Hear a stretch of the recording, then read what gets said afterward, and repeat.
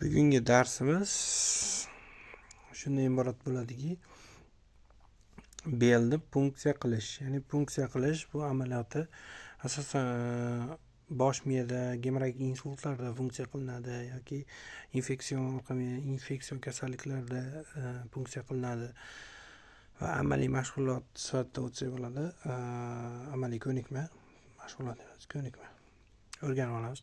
Ya'ni belni funksiya qilganimizda birinchi bemorni yotqizish pozasiga e'tibor beramiz. Oyoqlarini qoringa tortgan holatda, yonbosh, boshini sal ekkan holatda yotadi.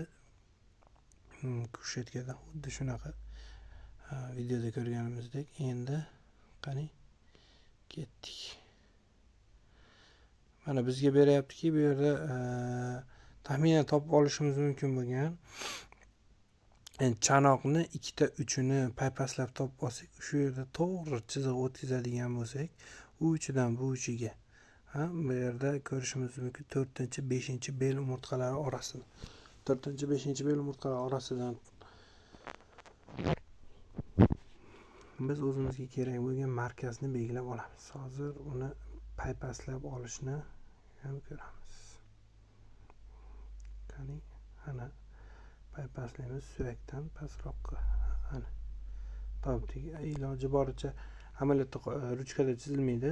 Qo'lda, tindaqda belga qoldirib olinadi. Tindaqni ichida bosib, iz bo'lib qoladi terida. Ana shunday foydalaniladi. Ana keyingi etapda bu yer tozalanadi.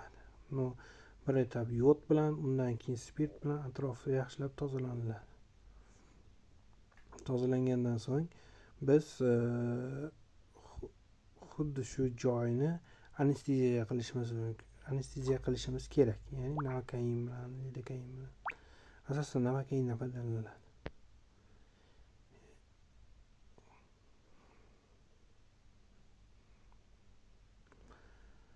Anesteziya qilganimizdan so'ng punksion igna haqida, razmerlar haqida qisqacha aytib ketaman. Punksion igna razmerlari G deb belgilanadi. Shu G deb belgilangan ignalar 22, 23, 24, 25, 26 bo'lib ketadi. Asosan kattalarga 22 razmerlidan foydalaniladi. Biz ignani sal qiyaroq qilib sanchganimizdan so'ng ignani steletini olamiz. Mandarinni olganimizda orqa miya suyuqligi chiqishi kerak.